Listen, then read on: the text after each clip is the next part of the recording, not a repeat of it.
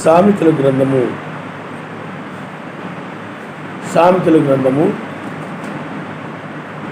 4వ అధ్యాయము 25వ వచనం నుండి మనం చదువుకున్నాం.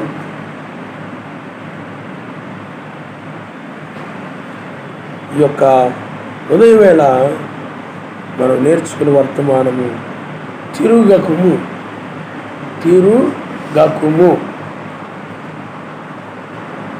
నీవు కుడి తొట్టుకైనను ఎడమ తొట్టుకైనను తిరుగకుము అని చెప్తున్నాడు. తిరగొద్దు అంటున్నాడు. ఆ వర్తమానం మనం నేర్చుకుందాం.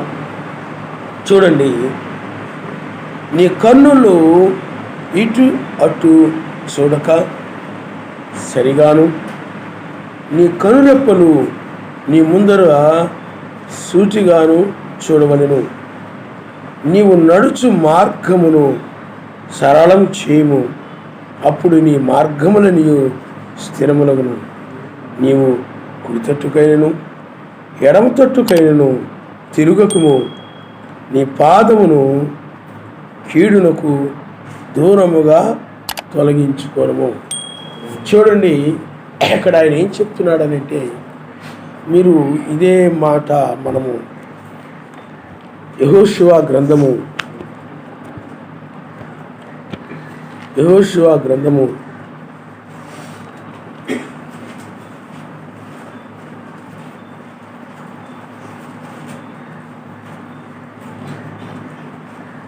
మొదటి నుండి 9వ వచనం వరకు మనం చదువుకుందాం.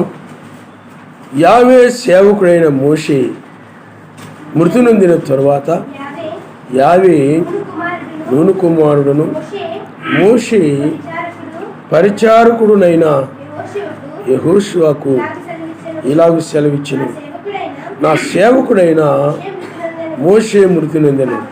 కాబట్టి నీవు లేచి నీవును ఈ జనులందరూ ఈ యొర్దాను నది దాటి నేను ఇజ్రాయేలుకి ఇచ్చున్న దేశమునకు వెళ్ళుడి.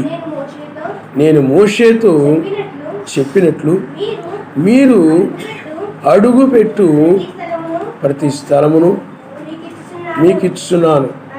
అరణ్యమును ఈ లెబానోను మొదలుకొని మహానది అయిన యూఫ్రటీసు నది వరకును హిత్తీయుల దేశమంతయు పరమట మహాసముద్రం వరకును మీకు సరిహద్దు. నీవు బ్రతుకు దినములన్నిటిను ఏ మనుష్యుడును నీ ఎదుట నిలువలేకయుండును. నేను మోషేకు తోడయుండునట్లు నీకును తోడయుందును. నిన్ను విడువను, నిన్ను ఎడబాయను. నిబ్బరము కలిగి ధైర్యముగా నుండుము. వారికి ఇచ్చేదనని నేను వారి పితరులతో ప్రమాణం చేసిన ఈ దేశమును నిశ్చయముగా నీవు ఈ ప్రజల స్వాధీనము చేసేదవు. అయితే నీవు నిబ్బరము కలిగి జాగ్రత్త పడి బహుధైర్యముగా నుండి నా సేవకుడైన మోషే నీకు ఆజ్ఞాపించిన ధర్మశాస్త్రమంతటి చొప్పున చేయవలెను. నీవు నడుచు ప్రతి మార్గమును చక్కగా ప్రవర్తించినట్లు. చూడండి, చక్కగా ప్రవర్తించినట్లు అంటే నీవు నడుచు ప్రతి మార్గమున చక్కగా ప్రవర్తించినట్లు నీవు దాని నుండి చూడండి కుడికి కానీ ఎడమకు కానీ చొరగకూడదు. చూడండి, ఇక్కడ ఆయన ఏం చెప్తున్నాడంటే, నువ్వు కుడికి కానీ ఎడమకు కానీ నువ్వు తొలగిపోకూడదు. ఎందుకంటే మోషే తర్వాత యెహోషువ ఆ ఇజ్రాయేల్ కానాను దేశము తీసుకుని వెళ్ళడానికి ఎన్నిక చేయబడ్డాడు. అప్పుడు సర్వశక్తిమంతుడి మాటలన్నీ చెప్తున్నాడు. ఆయన ఏదైనా ఒక కార్యమును ఆరంభించేటప్పుడు దాని గురించి ఆయన నువ్వు ఏ విధంగా ధైర్యంగా ఉండాలో, ఏ విధంగా నడవాలో, ఎలా నువ్వు కుడికైన ఎడమకైన ఏ విధంగా తిరగకుండా నీవు సూటిగా ఎలాగూ ఆ కానాను వెళ్ళాలో సర్వశక్తిమంతుడు ముందుగా చెప్తూ ఉన్నాడు ఆయన. అంటే అది ఇజ్రాయెల్ దేశం కాబట్టి, వాళ్ళకు వాగ్దానం చేయబడినటువంటి దేశం కాబట్టి, వారు వెళ్ళేటువంటి ఆ దేశము, వారి పాదం మోపిన ప్రతి ఆ దేశాన్ని, ఆ దేశమును ఆయన ఏం చేస్తున్నాడు చెప్పండి, వాళ్ళకి ఇస్తున్నానని ఆయన వాగ్దానం చేశాడు. ఆయన ఎందుకంటే అబ్రాహాము గారికి ఆయన ఆ విధంగా వాగ్దానం చేశాడు కాబట్టి, ఆ ఇజ్రాయిలు ఆయన యొక్క చిత్తమును బట్టి వారు బయలుదేరి వెళుతూ ఉన్నారు కాబట్టి, అందువల్ల సర్వశక్తిమంతుడు ఆ దేశాన్ని వాళ్ళకి ఆయన ఇస్తానని చెప్పాడు. ఆయన హల్లెలూయా. అందుకనే ఈ లోక సంబంధమైన మత్స్యాక గుంపుకి ఈ లోక సంబంధమైన అన్ని ఇచ్చేస్తాడు ఆయన. వాళ్ళు ఎలాగ పరలోకం రారు కాబట్టి, పరలోక రాజ్యానికి ఏ విధంగానూ వాళ్ళు రారు కాబట్టి, అందుకని లోక ఆశీర్వాదాన్ని ఈ మతశాఖ సంఘాలకైనా ఇచ్చేస్తూ ఉంటాడు. కానీ మనకైనట్లయితే ఆ రాజ్యము, ఆ దేశాన్ని మనకు ఆయన ఇస్తాడు, ఆయన నామనిస్తాడు. హల్లెలూయా. అందుకని వాళ్ళు ఏమంటారు చూడండి, మేము మిగతా వాళ్ళకంటే మేము బాగున్నాం. ఆ పరిసయ్యుడు కూడా ఆనాడు గొప్ప ధనము కలిగి ఉన్నాడు, గొప్ప ఆస్తులు కలిగి ఉన్నాడు, గొప్ప స్థలాలు కలిగి ఉన్నాడు, పొలాలు కలిగి ఉన్నాడు, తోటలు కలిగి ఉన్నాడు, గొప్ప ధనవంతుడిగా పేరుంది అతడికి. అతడు ఎలాగ పరలోకం రాడు కాబట్టి ఆయన వదిలేశాడు. అందుకని చాలామంది అంటూ ఉంటారు, వాళ్ళు పాపంలో ఉండి చెడుతనంలో ఉన్నారు, కానీ వాళ్ళు బాగా లోకరీతిగా వృద్ధిల్లి చాలా సుఖభోగాలతో ఉంటున్నారు కదండి అంటారు చాలామంది. బాగా లోకంలో సంపాదించుకుని బాగా గొప్పగా ఉంటున్నారు కదండి అంటే, వాళ్ళు ఎలాగ పరలోకం రారు కాబట్టి వాళ్ళకి ఆయన ఏం చేస్తాడు చెప్పండి, ఇచ్చేస్తాడు, సుఖభోగాలన్నీ ఇచ్చేస్తాడు. అనిపించేది కొద్ది కాలమే కదా, కొంతకాలమే కదా అని చెప్పి ఆయన ఏం చేస్తాడు, వాళ్ళకి ఆయన ఇచ్చేస్తూ ఉంటాడు. కానీ ఆయన ప్రజలు మాత్రము ఆ యొక్క లాజరు వలె ఇరుకు మార్గంలో నడుస్తూ ఉంటారు. ఆయన నమ్మిస్తారు. హల్లెలూయా, హల్లెలూయా. ఎందుకనంటే వారు రాబోయే ఆ దేశమునకు వారసులు కాబట్టి. అలాగే ఇజ్రాయిల్ కూడా ఐగుప్తు దేశంలో ఉన్నారు, కానీ ఐగుప్తు దేశాన్ని వాళ్ళకి ఇవ్వలేదు. వాళ్ళు ఐగుప్తు దేశంలో ఒక యాత్రికులుగా మాత్రమే ఉన్నారు. మనము కూడా ఈ లోకంలోకి యాత్రికులు మాత్రమే. ఈ లోకం అనేది ఒక ఐగుప్తు లాంటిది. ఒక యాత్రికులుగా మాత్రమే మనం ఇక్కడ ఉన్నాం. పరదేశులుగా మనం ఉన్నామంటే వేరే దేశానికి సంబంధించిన, అనగా కానాను దేశానికి సంబంధించిన, వాగ్దాన భూమికి సంబంధించిన ఇజ్రాయిలు ఐగుప్తులో ఎలాగున్నారో మనము కూడా రాబోయే రాజ్యానికి సంబంధించినటువంటి మనము, దానికి వారసులైనటువంటి మనము ఈ లోకంలో మనము ఉన్నందువలన మనము కూడా పరదేశులము. అంటే అంటే ఇతర వేరే దేశానికి సంబంధించిన వారు. ఆయన హల్లెలూయా. కాబట్టి ఆనాడు మోషే కాలములో వాళ్ళు ఆ యొక్క కానానుకి, ఐగుప్తు నుండి కానానుకి వాళ్ళు బయలుదేరారు. మీరు గమనించండి, బయలుదేరేటప్పుడు మంచి గురితోనే బయలుదేరారు. మంచి గురి, ఒక లక్ష్యముతో బయలుదేరారు. వారి లక్ష్యం ఏమిటంటే కానాను చేరాలనేటువంటి లక్ష్యం, కానాను చేరాలని గురి. వారి గురి ఏమిటి చెప్పండి, కానాను చేరాలనేటువంటి ఒక గురి. అందుకనే వాళ్ళ యొక్క కన్నులు అంటే ఆ మనస్సు వాళ్ళకి ఆ కానాను మీదే ఉంది బయలుదేరేటప్పుడు. ఎందుకంటే దాని గురించి వాళ్ళు ఏడ్చారు, కన్నీరు గార్చారు, ప్రార్థించారు. నాయనా, ఈ ఐగుప్తులు మమ్మల్ని స్థిరపరచు నాయనా, ఐగుప్తులు మమ్మల్ని బలపరచు నాయనా, ఐగుప్తులు మమ్మల్ని గొప్ప ఆస్తిపరులుగా చేయండి, ఐగుప్తులు మమ్మల్ని గొప్ప కోటీశ్వరులుగా చేయండి, గొప్ప ధనవంతులుగా మేము పేరు తెచ్చుకోవడానికి మాకు సహాయం చేయండి అని ఐగుప్తులో మమ్మల్ని ఆశీర్వదించమని వాళ్ళు ప్రార్థించలేదు. కానీ ఐగుప్తు నుండి మమ్మల్ని విడిపించి మాకు వాగ్దానం చేయబడిన ఆ దేశానికి చేర్చమని వాళ్ళు ప్రార్థించారు. ఆయన హల్లెలూయా. చాలామంది ఏం చేస్తున్నారు మత్స్య సంఘాల వాళ్ళు, మాకు లోకంలో ఇవి నాయనా, ఇవి నాయనా, ఇవి దయచేయినాయనా, ఇవి దయచేయినాయనా, ఏమంటే మా వ్యాపారాలు వృద్ధి చేయండి, ఇలాగా మాకు మంచి ప్రమోషన్లు ఇవ్వండి, లేకపోతే అలాగే ఏమేమో వాళ్ళు ప్రార్థన చేస్తూ ఉంటారు. వాళ్ళు అంటే లోకములో గొప్పవాళ్ళు అవ్వడం కోసం వాళ్ళు ప్రార్థిస్తూ ఉంటారు. కానీ ఇజ్రాయేలు అలాగే ప్రార్థన చేయలేదు. నాయన, అబ్రహాము గారికి నువ్వు వాగ్దానం చేశావు, ఆ యొక్క కానాను దేశాన్ని మాకు దయచేయండి నాయన. ఇక్కడ మేము బహుగా ద్వేషించబడుతున్నాం ఈ లోకం చేత. అందుచేత మాకు ఆ దేశాన్ని ఇవ్వమని అడుగుతున్నాను. ఆయన నామనిస్తాం. అందుకనే ఆ వాక్యం ఏం చెప్తుంది? ఆ రాజ్యాన్ని వెతకమని ఉంది. ఏమి తిందునా, ఏమి త్రాగుదునా, మేము ఎలాగ బ్రతుకుతామా అని ఐగుప్తు దేశంలో ఇశ్రాయేలు విచారించలేదు. వాళ్ళు ఏం చేశారండి?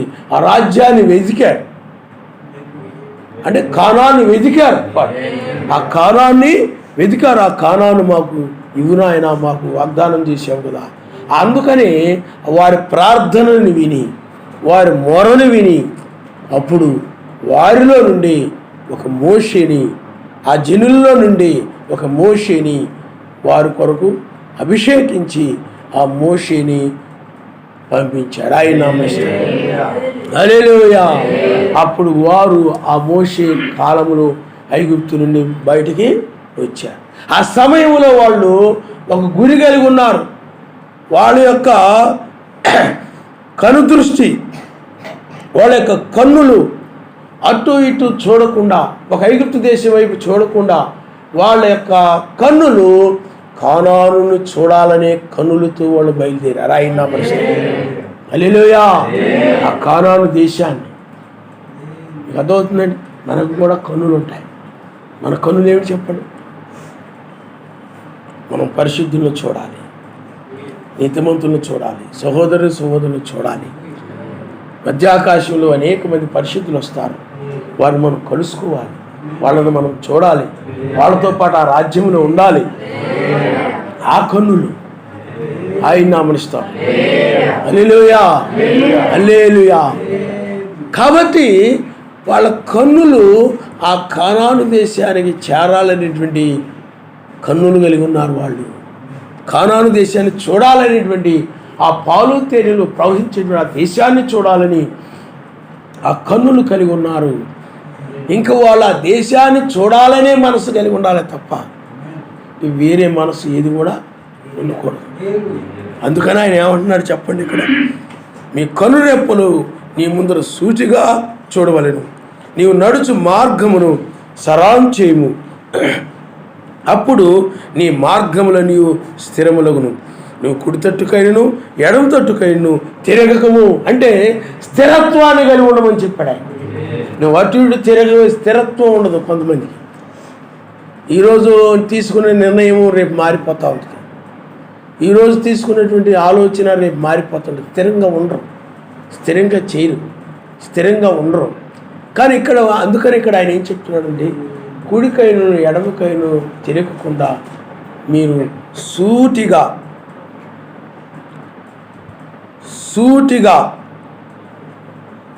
నీ కనురెప్పలు నీ ముందర సూటిగా చూడవలెను, నీ కన్నులు అటు ఇటు చూడక అని చెప్తున్నాడు. అటు ఇటు చూడక నీ కనురెప్పలు, నీ కన్నులు సూటిగా. అంటే ఆ మార్గంలో అనేకమైన ఎదురుపడతాయి, అనేకమైన ఎదురొస్తాయి, అనేకమైన కనబడతా ఉంటాయి. మీరు వెళ్ళేవి ఆ కానాను మార్గంలో అనేక రకాల జనులు కనపడతారు, పట్టణాలు కనపడతాయి, రకరకాలుగా కనబడతాయి. వాటన్నిటి వైపు మీరు చూడక సూటిగా ఆ కానానును చూడాలని, ఆ కానాను వెళ్ళాలని, ఆ కానానును చేరాలని ఆ మనస్సును కలిగి స్థిరముగా మనస్సును కలిగి ఉండమని చెప్తున్నాడు. అటు ఇటు తిరగకుండా అంటే దాని అర్థం ఏమిటి చెప్పండి? ఇక నీవు స్థిరముగా ఆ లక్ష్యము, ఆ గురి, కానాను చేరాలని గురితోనే వెళ్ళాలని చెప్తున్నాడు. అందువల్ల వాళ్ళు మొదట ఆ విధమైన గురితోనే వచ్చారు బయటికి. అందుకని చాలామంది మొట్టమొదటి ఆరంభము ఆ గురితోనే వస్తారు. ఆయన ఎందుకు నమ్ముకుంటారు చెప్పండి? రక్షణ పొందాలి, ఆయన దగ్గరికి వెళ్ళిపోవాలి. నమ్ముకునే వాళ్ళు రకరకాలు చాలామంది ఉన్నారు. నిజముగా నమ్ముకునే వాళ్ళు ఆయన రాజ్యానికి చేరాలి, ఆయన సన్నిధికి వెళ్ళాలి ఆయన నమ్ముకుంటారు. కొంతమంది నమ్ముకునేవాళ్ళు పెళ్ళిళ్ళ కోసం నమ్ముకునేవాళ్ళు ఉంటారు, ఉద్యోగాల కోసం నమ్ముకునేవాళ్ళు ఉంటారు, లోక ఆశీర్వాదాల కోసం నమ్ముకునేవాళ్ళు ఉంటారు, లోక ఆస్తుల కోసం నమ్ముకునేవాళ్ళు ఉంటారు. రకరకాలుగా నమ్ముకుంటుంటారు చాలామంది. ఇదంతా పనికిమాలిన గుంపు. మీకు అర్థమవుతుందండి? వ్యాపారాలు వృద్ధి కోసం నమ్ముకుంటారు కొంతమంది, రకరకాలుగా నమ్ముకుంటూ ఉంటారు.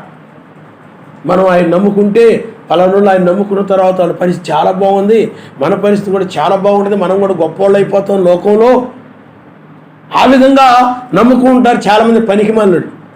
కానీ వీళ్ళు అక్కడ దేన్ని నమ్మారు చెప్పండి?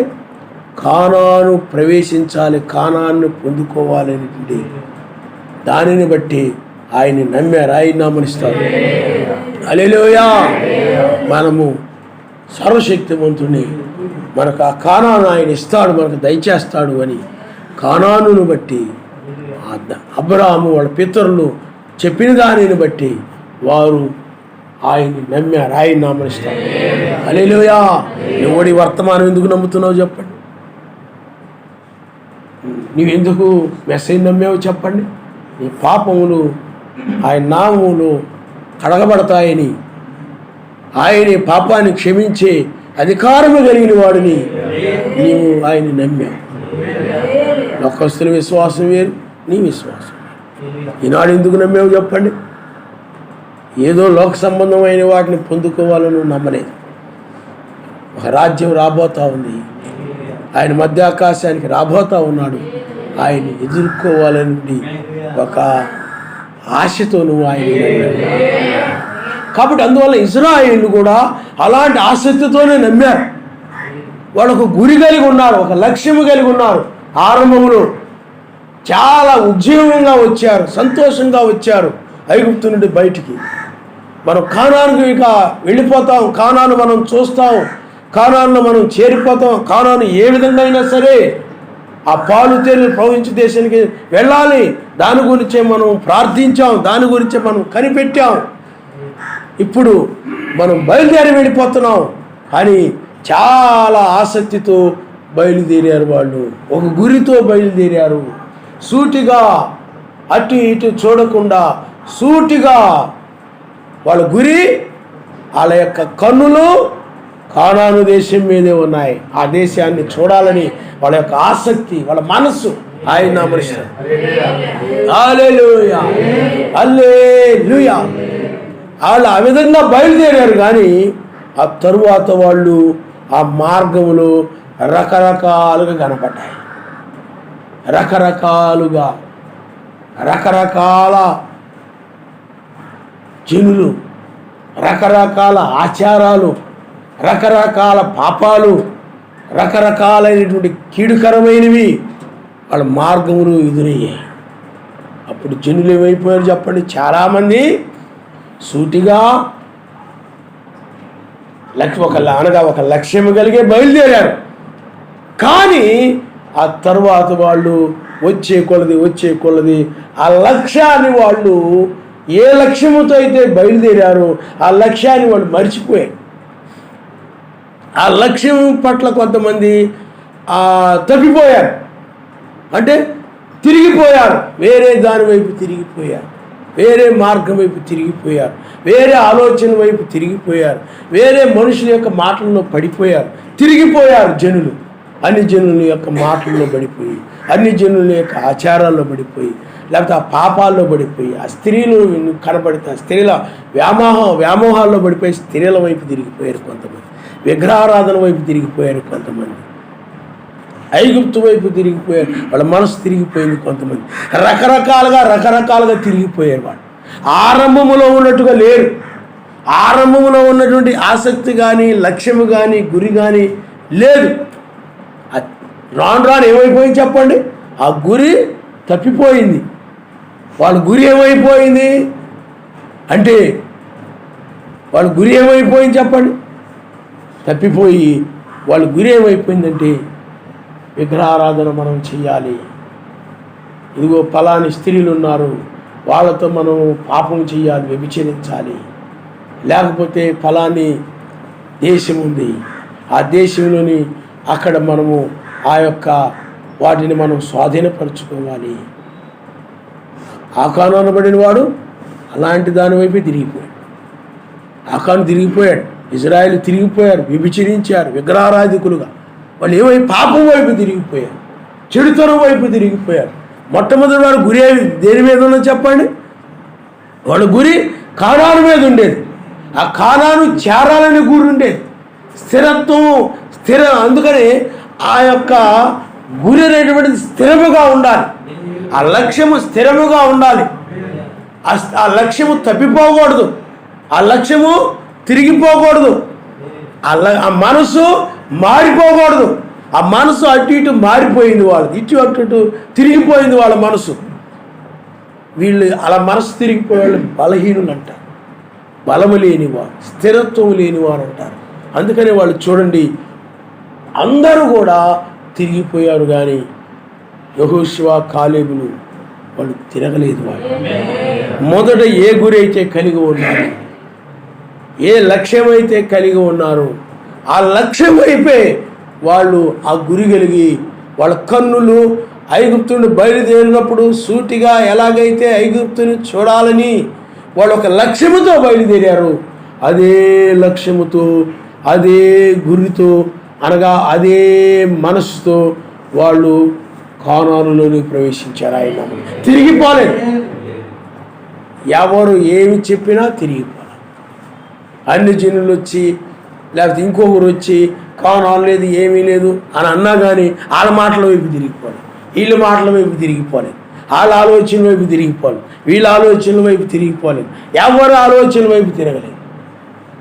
వాళ్ళు ముందు ఏ గురితో అయితే వచ్చారో, ఏ గురితో అయితే ఐగుప్తు నుండి బయటకు వచ్చారో, ఆయన ఆ కానాను చేరాలి, ఆ సర్వశక్తిమంతుని యొక్క చిత్త ప్రకారంగా నడవాలి, ఆయన ఏం చెప్పాడో దాని ప్రకారం జీవించాలి, దాని ప్రకారము చెయ్యాలి, ఆ ధర్మశాస్త్ర ప్రకారంగా నడవాలి.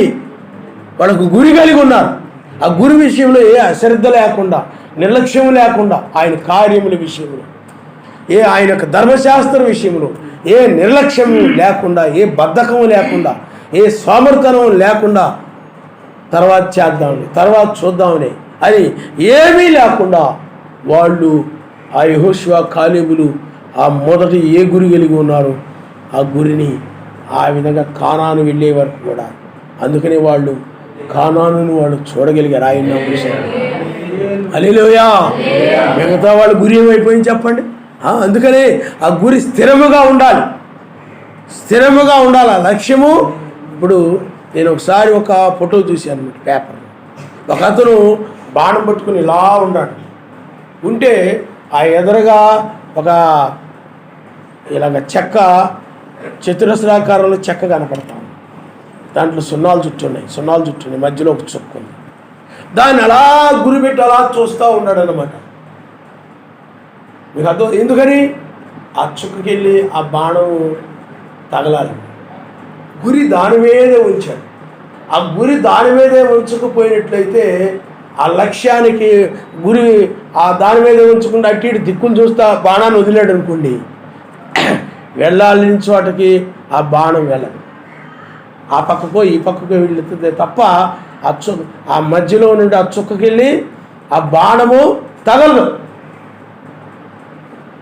అందుకని ఆ గురి కలిగి ఆ బాణాన్ని వదిలినప్పుడు అది స్ట్రైట్గా వెళ్ళిపోయి ఆ యొక్క ఆ చక్రాలుగా గుండ్రంగా ఉన్నాయి సున్నాల్లాగా, ఆ మధ్యలో కరెక్ట్గా ఆ బాణం వెళ్ళి తగులుతుంది. లేకపోతే ఒక పక్షి ఉందనుకోండి, ఆ వేటగాడు ఆ పక్షిని కొట్టేటప్పుడు అతని యొక్క గురి, అతని మనస్సు కరెక్ట్గా ఆ పక్షి మీదే లగ్నం చేస్తాడు, నిలుపుతాడు, స్థిరముగా నిలుపుతాడు. అలాగే ఇక్కడ యెహోషువ కాలేబులు కూడా వాళ్ళ యొక్క మనస్సుని ఆ కానాను మీద నిలిపారు తప్ప ఇంకా అటు ఇటు స్థిరముగా దాన్ని ఛేదించే వరకు చూడండి, ఆ పక్షిని కొట్టే వరకు కూడా అతడు అటు ఇటు చూడడు. అలాగే ఆ లక్ష్యాన్ని చేరే వరకు కూడా, కానాను చేరే వరకు కూడా వాళ్ళు అటు ఇటు చూడకుండా ఆ కానాను మీదే గురి కలిగి ఉన్నారు. వాళ్ళు ఇంకొక దాని మీద గురి కలిగి లేరు. అదేవిధంగా మిగతా వాళ్ళు లేరు, స్థిరత్వం లేదు. స్థిరంగా ముందు కలిగి ఉన్నటువంటి ఆసక్తి, ఆ యొక్క గురి, ఆ లక్ష్యము, ఆ యొక్క కానాను చేరాలనేది, ఆ యొక్క చూడాలనేది ఆ యొక్క లక్ష్యము స్థిరమైంది కాదు. మొదట స్థిరముగానే ఉన్నది, కానీ రాను రాను ఏమైపోయి చెప్పండి, స్థిరత్వము లేనిదిగా ఉంది.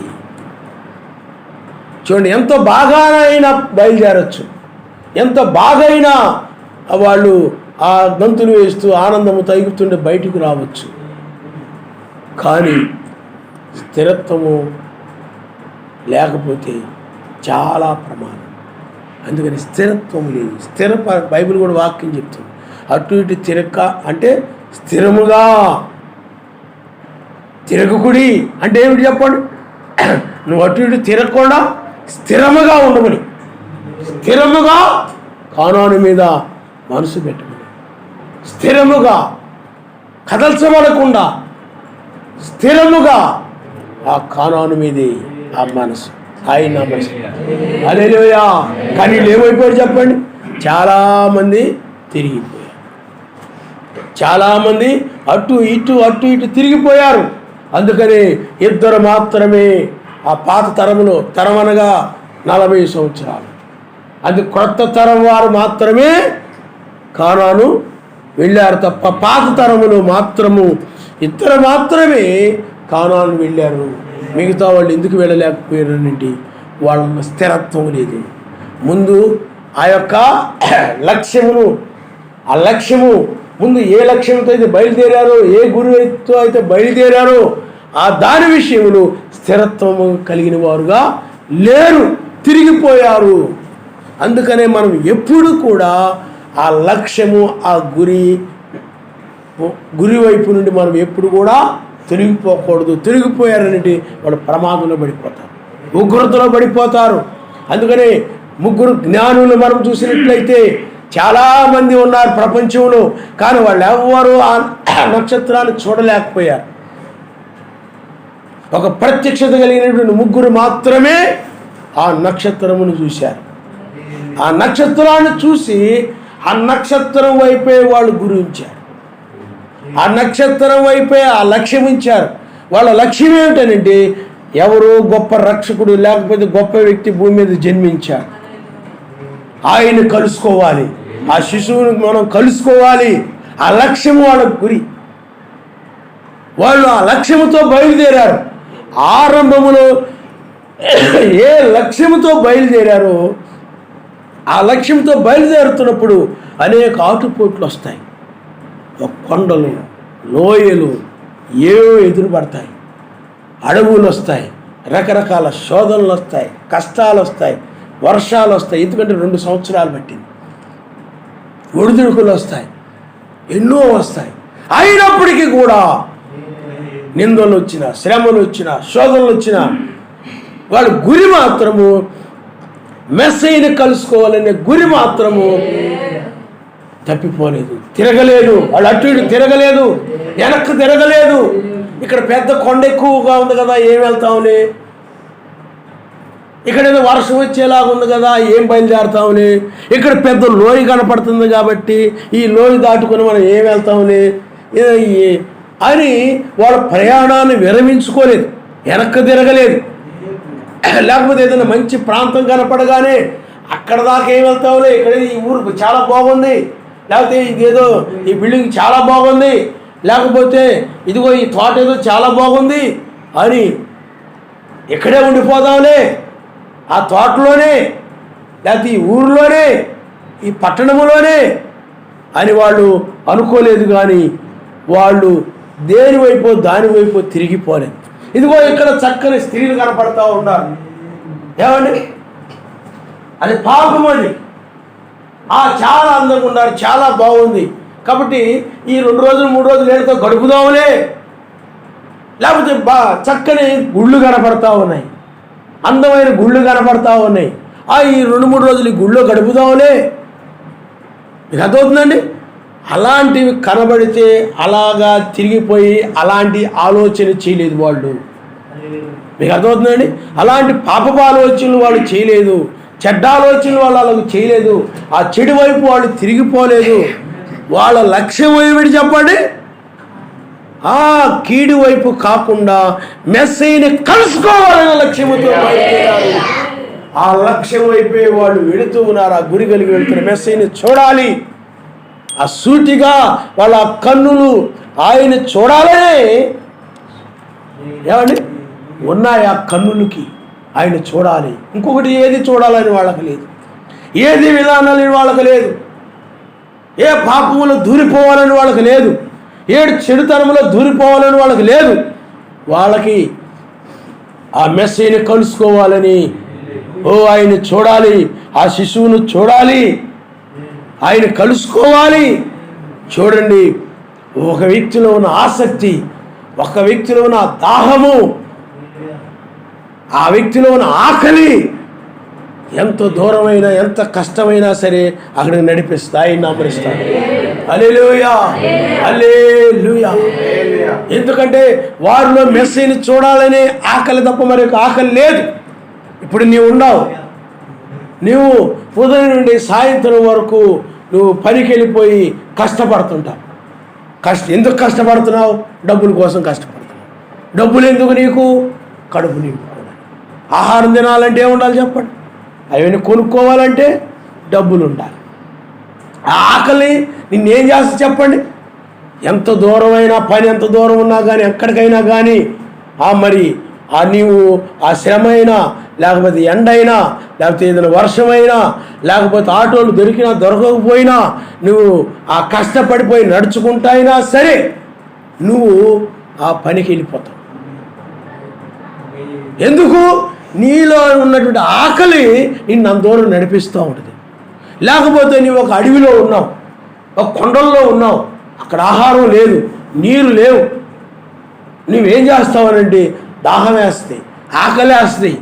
ఎక్కడ నీరు దొరుకుతుందా, ఎక్కడ కాయలు దొరుకుతాయా అడవిలో అని అడవంతా తిరుగుతావు. అడవంతా నీ గురి అంతా ఏమంటే చెప్పండి? ఎక్కడ పండ్లు దొరుకుతాయా, ఎక్కడ నీరు దొరుకుతుందా, ఎక్కడ ఆహారం దొరుకుతుందా, అదే గురితో అడవంతా తిరిగేస్తుంటావు. ఇంకా ఏది కనపడినా, ఏది వినబడినా ఇంకేది పట్టించుకో. నీ ఆకలి ఏం చేస్తుందంటే నేను అలాగ నడిపిస్తూ ఉంటుంది, ఆహారం దగ్గర నడిపిస్తూ ఉంటుంది, నీటి దగ్గర నడిపిస్తూ ఉంటుంది ఆ గురి. అలాగే నీలో వాళ్ళలో కూడా ఒక ఆకలి ఉంది, ఒక ఆసక్తి ఉంది, ఆయన్ని చూడాలి. అందువలన వాళ్ళు ఆ కొండలను పట్టించుకోవట్లేదు, లోయలను పట్టించుకోవట్లేదు, శ్రమలను పట్టించుకోవట్లేదు, నిందలను పట్టించుకోవట్లేదు. ఎక్కడన్నా వాళ్ళని వీళ్ళు దొంగలరా, వేరే వాళ్ళరా, వీళ్ళు వేరే దేశాన్ని నుండి వచ్చారా, ఎవర్రా వీళ్ళు అని రకరకాలుగా ఎక్కడైనా మనుషులు వాళ్ళని అని ఉండొచ్చు, నిందల మోపు ఉండొచ్చు, అవమానపరిచి ఉండొచ్చు. ఆ ఏమి వాళ్ళు పట్టించుకోకుండా వాళ్ళు ఆ లక్ష్యము, గురి ఎవరైతే చూడాలని వాళ్ళు బయలుదేరారో ఆ రక్షకుడిని, ఆ పరిశుద్ధుడిని, ఆ మెస్సీని వాళ్ళు అదే లక్ష్యముతో వాళ్ళు బయలుదేరారు.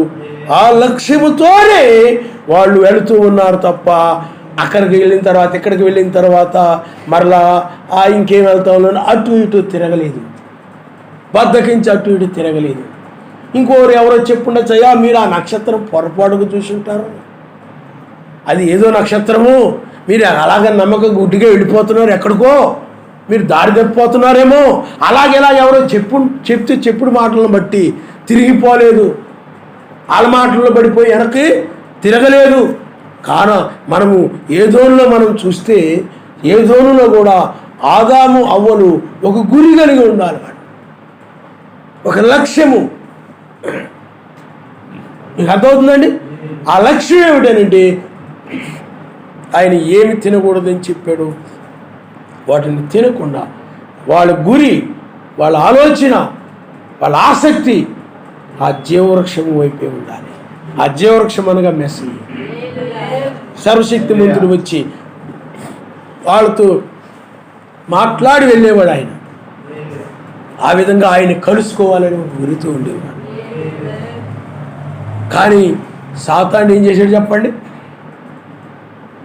సాతానుడు ఏం చెప్పాడనంటే ఆ ఫలములు తిని దినమున మీరు చావనే చావు. ఎందుకంటే వాడు అడిగాడు, ఏ ఫలములైనా ఏమైనా తినకూడదని సర్వశక్తిమంతుడు చెప్పాడా మీకు అన్నప్పుడు, ఆ ఫలములు తినకూడదు, ఈ ఫలములు తినకూడదు చెప్పాడంటే అప్పుడు వాడు ఏం చెప్పాడు చెప్పండి? లేదు మీరు దినదినమున దేవదూతల వలె ఉంటారు, చాలా బాగుంటారు, అలా బాగుంటారు, ఇలా బాగుంటారు అని చెప్పినప్పుడు ఆ మాటలను బట్టి ఆదాము అవ్వలు ఏమైపోయారనండి? సర్పం వైపు తిరిగిపోయారు, సాతాను వైపు తిరిగిపోయారు. వారి లక్ష్యము, వారి గురి తప్పిపోయింది. అలాగా లోకములో కూడా నీకు అన్ని జనులు తారసపడతారు. నీ లోక సంబంధమైన నీకు మిత్రులు, లేకపోతే నీ తోటి పనివారు, రకరకాలుగా, లేకపోతే నీ యొక్క బంధువులు, లేకపోతే రకరకాల మనుషులు నీ జీవితంలో తారసపడిపోతారు. నీ మార్గములో నువ్వు మెస్సైన మధ్యాకాశంలో కలుసుకోవాలని నీ మార్గములో అనేక మంది నీకు ఎదురు పడతారు. అమ్మా మీరు వెళ్ళేది ఏ చర్చి? అదే అవన్నీదమ్మా కొత్త కొత్తవి వస్తూ ఉంటాయి అని చెప్తారు. ఇక్కడ ఫలానా చోట చాలా బాగుంది, ఫలానా చోట చాలా బాగుంది, అక్కడ చాలా చక్కగా వాక్యం చెప్తున్నారు, చాలా జనం వచ్చేస్తున్నారు. అయ్య బాబు పొలోమని ఆదివారం అసలు అక్కడ సరిపోవట్లేదు. మనసు ఏమైపోదు చెప్పండి? తిరిగిపోదు. స్థిరమైన వ్యక్తి యొక్క మనసు తిరిగిపోదు. అతడు మొట్టమొదట అతడు గురే కరెక్ట్. మీకు అర్థమవుతుంది? మొదటి విశ్వాసమే సరి అయింది. ఆ యొక్క విశ్వాసము స్థిరమైనదిగా ఉండడమే ప్రాముఖ్యమైంది. చాలామంది మొట్టమొదటి నమ్ముతారు, చాలా బ్రహ్మాండంగా నమ్ముతారు. కానీ రానుకు వచ్చేటప్పటికి ఏమైపోయి చెప్పండి? వాటి వైపు వీటి వైపు తిరిగిపోయి అవిశ్వాసం వచ్చేస్తాయి. ఏదోనులో అదే వచ్చింది, లోకములో కూడా అదే విధంగా. ఎందుకంటే ఈ లోకం అనేది ఒక ఏదోను లాంటిది. ఆ రోజుల్లో ఏదైనా ఎలాగో ఇది కూడా అంతే. ఆ మంచి చెట్ల తెలివినిచ్చే వృక్షం ఏమిటి చెప్పండి? లోకం. జీవవృక్షం అనగా మెస్సయ్య. ఆనాడు ఎలాగ ఉన్నారో ఇప్పుడు కూడా అలాగే. వధువు ఆదాము, అవ్వ.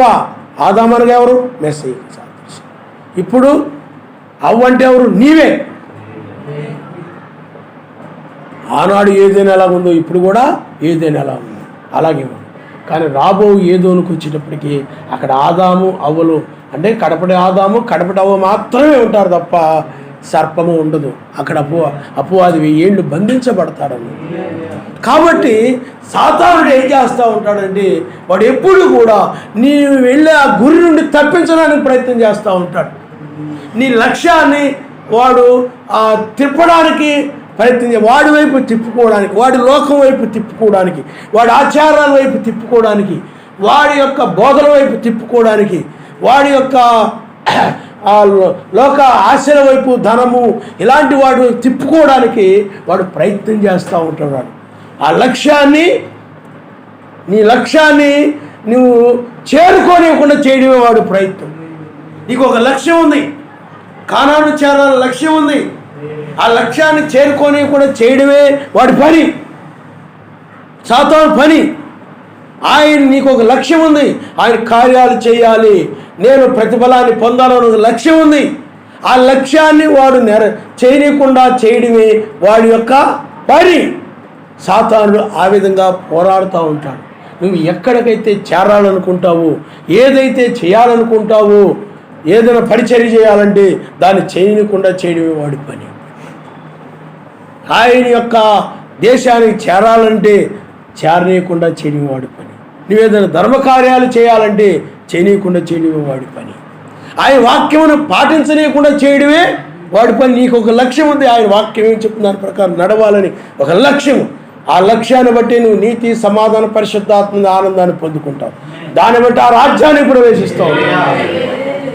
ఆ రాజ్యానికి చేరనివ్వకుండా చేయడానికి వాడు ప్రయత్నం చేస్తూ ఉంటాడు.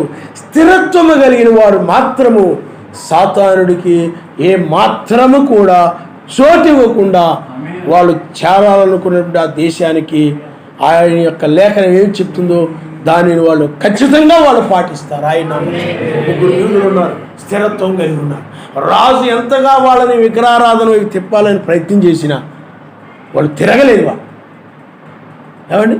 దానియేలుని సర్వశక్తిమంతుని తప్ప మిగతా వాళ్ళని ప్రార్థించేలాగా ఎంతగా ప్రయత్నం చేసినప్పటికీ కూడా అక్కడ ఆ కాలంలో ఉన్న మనుషులు, ఆ దుష్టులు, కానీ దానియేలు ఆయన తప్ప మరి ఎవరిని కూడా నేను ప్రార్థించనని స్థిరత్వం కలిగి ఉన్నాడు. శోధనలో నువ్వు స్థిరముగా నిలబడాలి, నిందల్లో స్థిరముగా నిలబడాలి.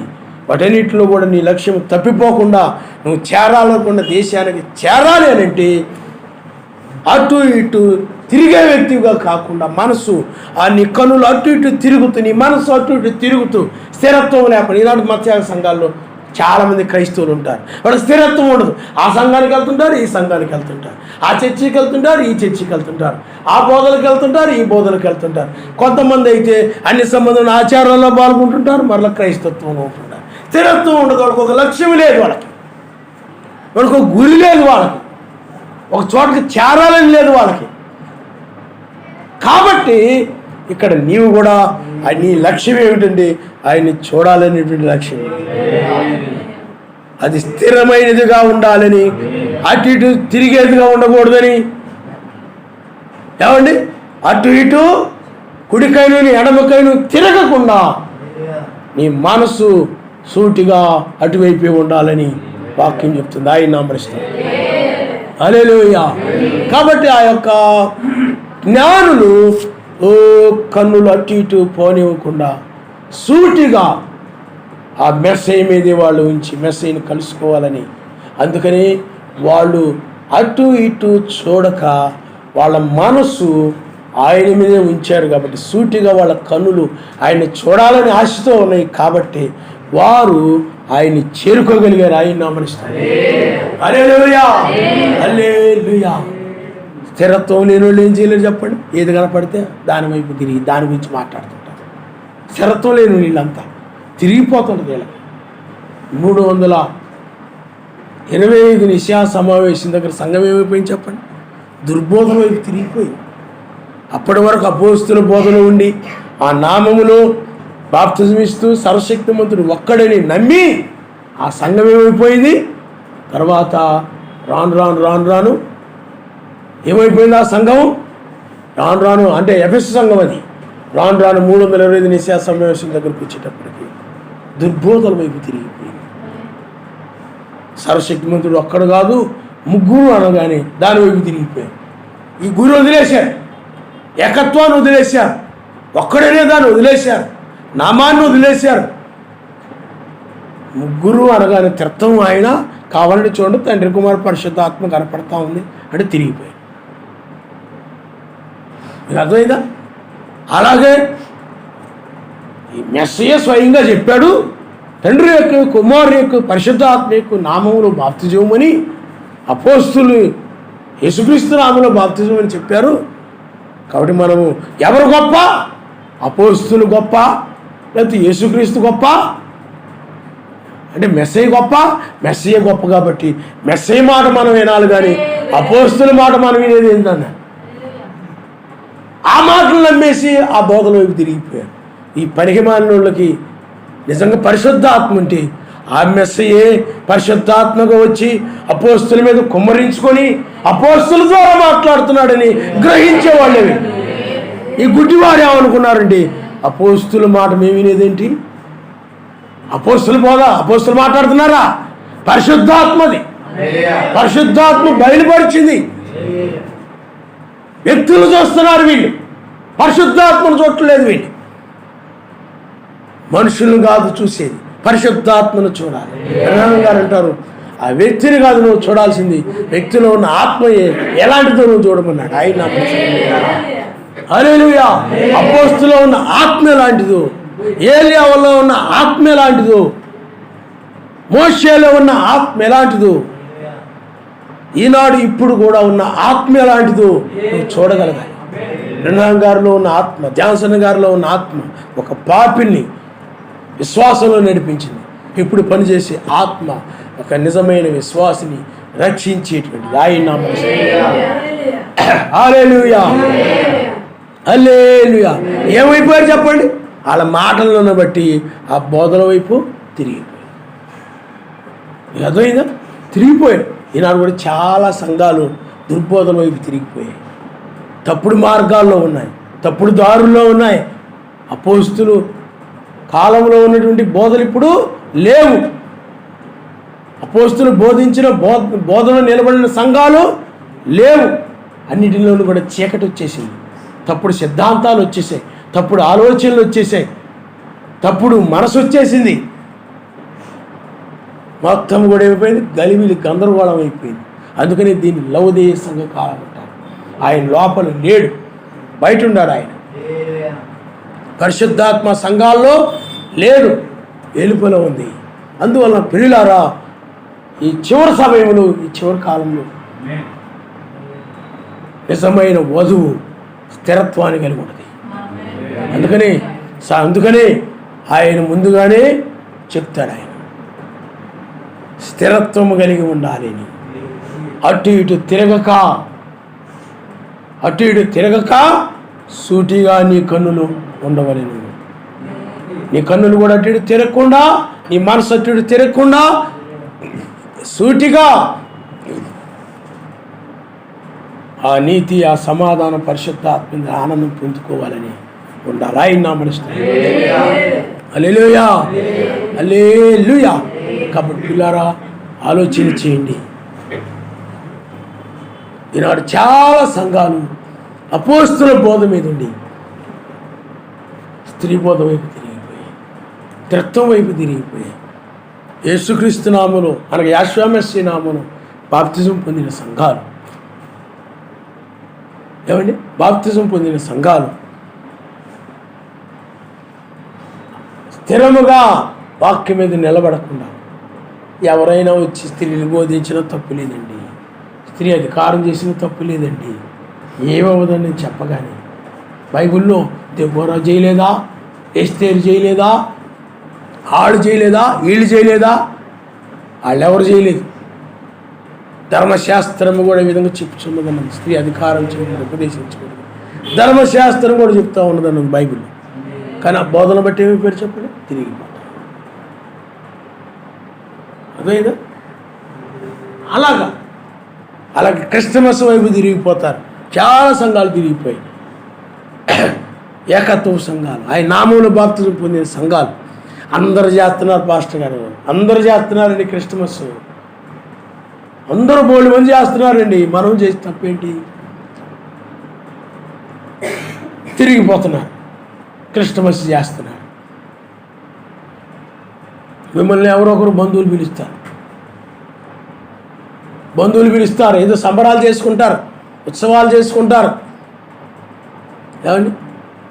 ఆ ఉత్సవాలు చేసుకున్నప్పుడు మా అక్కని కూడా పిలుస్తారు, మా తమ్ముడిని పిలుస్తారు, మా అల్లుడిని పిలుస్తారు, మా కోడల్ని పిలుస్తారు. అందరిని పిలుచుకోవాలి కదా మనం అనుకుని పిలుస్తారు. నువ్వేంటంటే అబ్బాయి ఎంత ప్రేమ నేనంటే, ఎంత ఇష్టం నేనంటే అనుకొని కాళ్ళు ఎగరేసుకుంటూ వెళ్ళిపోతాను. ఆడికి వెళ్ళిపోయిన తర్వాత వాళ్ళు అన్యులు, వాళ్ళు లోకస్తులు, ఏదో పూజలు చేసుకుంటారు, పురస్కారాలు చేసుకుంటారు, లేకపోతే ఏదో పెళ్ళిళ్ళు చేసుకుంటున్నారు అనుకుందాం. ఆ పెళ్ళిళ్ళకి నేను ఆహ్వానిస్తాను, ఎగరేసుకుంటూ వెళ్ళిపోతావు. ఆ పెళ్ళిళ్ళ దగ్గర అందరూ ఏం చేస్తారు చెప్పండి? తలంబరాలు వేయడం, ఏవేవి చేస్తూ ఉంటారు. నువ్వు చెల్లెలేవు కదా, ఆచారం ప్రకారం చెల్లెలు ఇది చెయ్యాలి, అక్క ఇది చెయ్యాలి, బావిది చెయ్యాలి, అల్లుడు కదా నువ్వు కాళ్ళు కడగాలి, మామ కదా నువ్వు ఇది కడగాలి, అది కడగాలంటారు. పిలుస్తారు అటువంటి వాటికి వెళతావు నువ్వు, ఆ విధంగా చెప్తారు. వాళ్ళ ఆచారాలు అవి. నువ్వేం చేస్తావనంటే ఉప్పొంగిపోతుంటావు. నీకు కూర్చోబెట్టి మర్యాద చేసి అవి ఇచ్చే కానీ చాలా ఉబ్బిపోతుంటావు నువ్వు అక్కడికి వెళ్ళిపోయి, బంధువులందరిలో కూడా నేను బాగా బలకరిస్తున్నప్పటికి. అప్పుడు ఏం చేస్తావు చెప్పండి?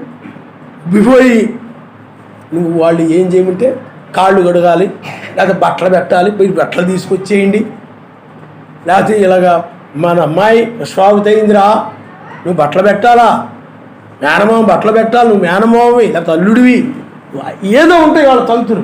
వాటికి చక్కగా ఆహ్వానిస్తారు. నువ్వేం చేస్తావు? ఆ బంధుప్రీతి, మెస్సయ్య మీద ప్రీతి కంటే నీకు ఈ బంధుప్రీతి ఉంటుంది కొంతమందికి, అది లాగేస్తుండదు ఎక్కువ. వాక్యం కంటే ఏం చేస్తా చెప్పండి?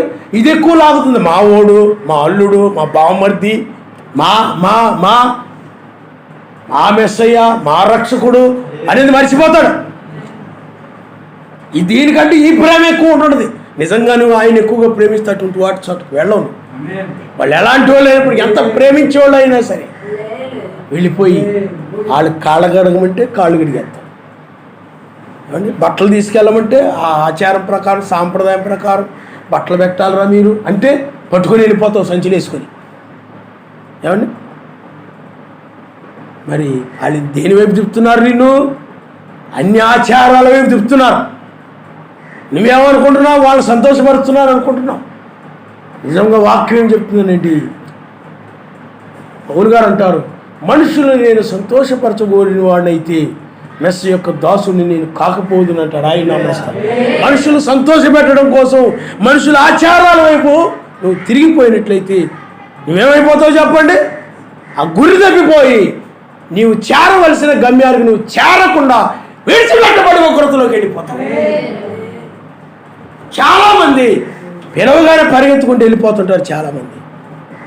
ఏమండి, అలాగా నేను అల్లుని కదా, నాకు విలువనిస్తారు, అల్లుని కదా, వెళ్ళకపోతే ఏం బాగుంటుంది అంటారు. కొన్ని వెళ్ళకూడదు అట్టుంటారు. అల్లుని కదండి, వెళ్ళకపోతే ఏం బాగుంటుందండి, వాళ్ళు పెళ్లి చేసుకుంటున్నారు, అత్తమానం చేసుకున్నారు కదా అని పరిగెత్తుకుంటూ వెళ్ళిపోయి, కొంతమంది నేను అక్కను కదా, చెల్లిగారు అమ్మాయి పెళ్ళి అయిపోతున్నాం, వెళ్ళకపోతే ఏం బాగుంటుందండి. మా సంఘాల వాళ్ళే పాస్టర్ గారు వాక్యం అవి చెప్తారు, వెళ్ళాలి కదా, వెళ్తావు. అందరు తలంబరాలు వేస్తున్నప్పుడు నువ్వు కూడా చక్కగా పసుపు తీసుకుని చక్కగా వేసేస్తాం. అది ఆచారమే. అటన్నింటిలో చక్కగా నువ్వు పాల్గొని వాళ్ళను కూడా సంతోషపరుస్తుంటావు. నువ్వు తిరిగిపోయావు నువ్వు ఆచారాల వైపు. అలా తిప్పివేస్తారు నువ్వు అన్ని జనుల మధ్యకి వెళితే.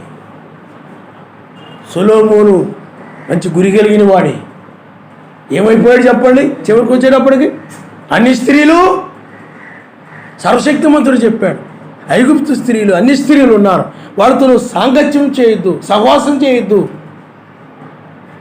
నీ గురి తప్పిపోతావు. సర్వశక్తిమంతుడు నీ పట్ల ఒక ప్రణాళిక కలిగి ఉన్నాడు, నువ్వు గురి తప్పిపోతావు. నువ్వు వాటి వైపు నువ్వు ఆ అన్ని స్త్రీలతో సాంగత్యం చేయకూడదు.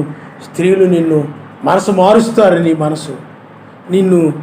మనసును తిప్పివేస్తారు. వాళ్ళు అన్నిలు, వాళ్ళు సర్వశక్తిమంతుల భయభక్తులు కలిగిన వారు కాదు. వాళ్ళ పరిశుద్ధత అంటే ఏమిటో తెలియదు, నీతి అంటే ఏమో తెలీదు, సత్యం అంటే ఏమిటో తెలీదు. కాబట్టి అలాంటి వారితో నువ్వు సహవాసం చేయొద్దనంటే వినలా, మాట వినలా. అప్పుడు వాళ్ళు ఏం చేశారు చెప్పండి? విగ్రహారాధన వైపు, గుడుల వైపు, వాటి వైపు, వీటి వైపు తిప్పివేశారు. సొలొమోనుని, అంత జ్ఞానం కలిగిన వాడే సొలొమోను, గొప్ప జ్ఞానమే కలిగిన వాడే సొలొమోను. జ్ఞానమే కలిగిన వాడంటే మంచి ఏదో చెడేదో తెలుసు సొలొమోనుకి. ఏది తప్పో ఏది ఒప్పో తెలుసు అతడికి. మరి మనం చదువుకున్న సామెతల గ్రంథం ఎవరు రాశారు చెప్పండి? సొలొమోనే. ఎంత చక్కగా ఉన్నాయి ఆ మాటలు. కానీ అలాంటి సొలొమోను ఏమైపోయాడు చెప్పండి? ఆ సహవాసం వలన ఆ స్త్రీలు ఏం చేశారండి? తిప్పివేశారు. అందుకనే దాన్ని ఖర్చుకునే ప్రేమ అంటారు. ఖర్చుకుపోయిన ప్రేమ నాశనకరమైన ప్రేమ అన్నది బైబిల్. ఈనాడు మనుషులు ఏమైపోతారు చెప్పండి? మా ఆయన, మా ఆవిడ, మా అక్క, మా చెల్లి, మా అన్న, మా తమ్ముడు అని శారీరక ప్రేమతో ఖర్చుకుపోతుంటారు కొంతమంది. ఆ ఖర్చుకుపోయినప్పుడు ఏం జరుగుతుందంటే వాక్యం కంటే ఎక్కువగా వాళ్ళని ప్రేమిస్తూ ఉంటారు. ప్రేమిస్తూ ఏం చేస్తారనండి? ఆ యొక్క వాక్యాన్ని తులసేస్తూ ఉంటారు. ఎలా తులసేస్తారంటే ఏదోనులో అయితే జరిగింది. ఏదోనులో ఏం జరిగింది చెప్పండి? ఏదోనులో ఏం జరిగింది? ఏదోనులో వారు ఖర్చుకు పోయారు కాబట్టి అవ్వ ఆ ఫలాలు తీసుకొచ్చి వచ్చినప్పుడు నా భార్యకి నేనంటే చాలా ప్రేమ, చాలా ఇష్టం, నేను లేకపోతే అసలు ఉండలేదు ఆవిడ. నేను ఎక్కడికైనా వెళ్ళిపోయినా కానీ నా గురించే కలవరిస్తూ ఆలోచిస్తూ ఏమండి బాధపడుతూ ఉంటుంది. కాబట్టి ఈ ఫలాలు కనుక నేను తినకపోతే ఆవిడ బాధపడుతుందేమో అని ఏం చేశాడు చెప్పండి? తినేశాడు. అక్కడ ఏమైపోయింది? ఖర్చుకునే ప్రేమ. వాక్యాన్ని ప్రేమించాడు అతడు.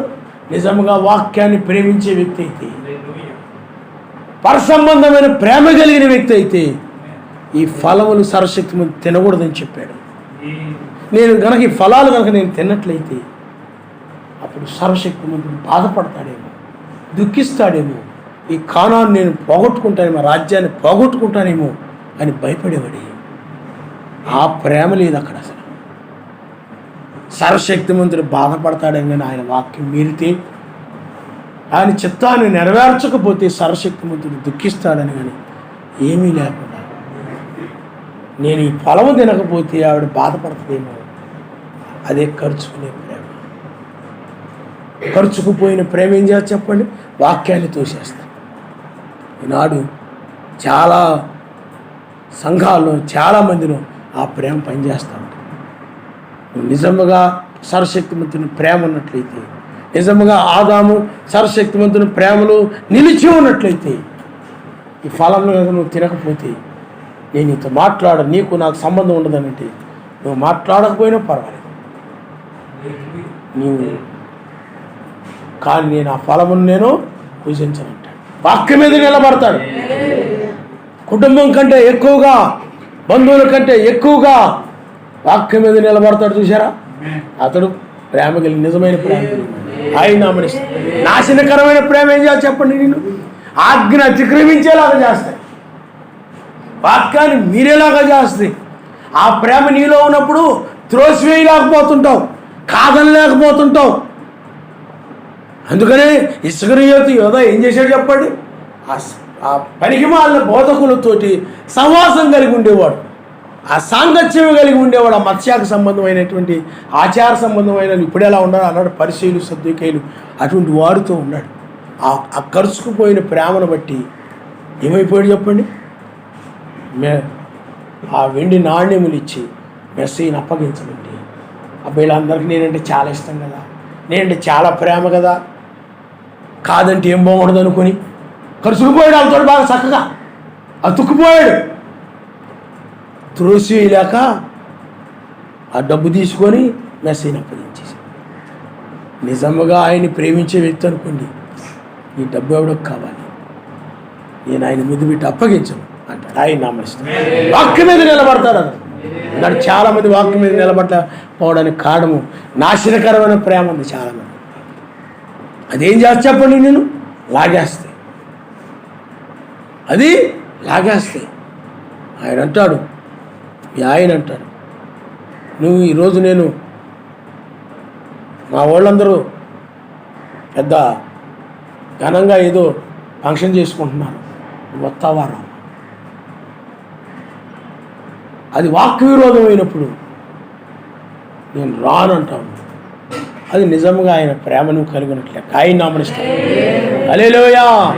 అలా కాకుండా నేను రమ్మంటున్నాడు ఆయన, వెళ్ళకపోతే బాగోదేమో, బాధపడతాడేమో, బంధువులందరూ బాధపడతారేమో, అక్కడి తీసుకురాయే వచ్చేటప్పుడు అనగానే పొంగిపోతుంటారు చాలామంది. అలాగ ప్రేమతో చెప్పారు, నేను వెళ్ళకపోతే బాగోదేమో సంచులు తగిలించుకొని వెళ్ళిపోతుంటారు. చూసారా?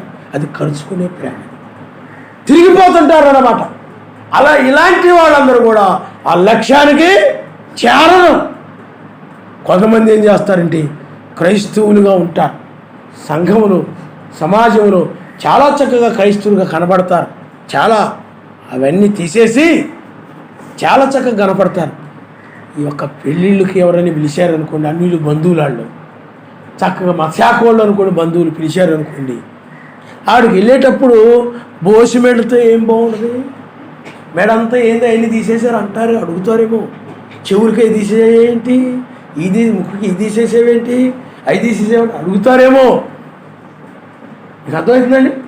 అనుకొని ఆ మనసు అలా తిరిగిపోయి ఆటికి వెళ్ళేటప్పుడు మాత్రము ఒట్లు పెట్టుకొని చక్కగా చెవులకి ముక్కులకి చక్కగా మెడకి అన్నీ గంగిరెద్దుకి ఎలాగేస్తారో అలాగే ధరించుకొని చక్కగా వాటిలోకి వెళ్ళిపోయి అన్నీ పాల్గొని చక్కగా తిరిగి వాళ్ళతోటి చక్కగా మళ్ళీ ఇంటికి వచ్చి అన్నీ తీసేసి మరి ప్రార్థనకు వచ్చాడు. ఇలాంటి వాళ్ళ ప్రార్థన ఆయన వినడం. ఏదైనా ఆత్మ సంబంధమైన కార్యాలు ఏదైనా చెప్పినప్పుడు, వాక్యం ఏదైనా చెప్పినప్పుడు దాన్ని నువ్వు నెరవేర్చకుండా, దాన్ని నువ్వు చేయకుండా, దాన్ని చెప్పిన పని నువ్వు చెప్పినటువంటి వాక్యమును చెప్పిన పనిని కానీ చెప్పిన కార్యమును కానీ ఆయన ఏం చెప్పాడో దాన్ని చేయకుండా నువ్వు ప్రార్థించినా కానీ ఆ ప్రార్థన ఆయన సన్నిధికి వెళ్ళదు. నువ్వు అలాగన్నీ అలంకరించుకొని అవన్నీ ధరించుకొని మళ్ళీ ఇంటికి వచ్చేసి తీసేసి చక్కగా చర్చిలోకి వచ్చి హల్లెలూయా అని నువ్వు అరిచినంత మాత్రాన నీ ప్రార్థన అక్కడికి వెళ్ళదు. నీ అరుపులు ఎక్కడే తిరుగుతుంటాయి, నీ ప్రార్థన ఎక్కడే తిరుగుతూ ఉంటుంది. నువ్వు అనుకుంటుంటావు, భ్రమపడుతుంటావు, నువ్వు భ్రమపరుచు ఆత్మ కూడా ఉంటుంది, భ్రమపరుస్తూ ఉంటుంది నేను. కాబట్టి పిల్లారా, అన్ని జనుల దగ్గరికి వెళ్ళినప్పుడు అన్ని జనులకు తగ్గట్టుగా తిరిగిపోవడం, క్రైస్తవుల దగ్గరకు వచ్చినప్పుడు క్రైస్తవులకు తగ్గట్టుగా ఉండడం, అంతేమిటి చెప్పండి? దయ్యం అది. సాతాను సంబంధాలు చేసే పనులు ఇవి, దయ్యపు సంబంధాలు చేసే పనులు ఇవి.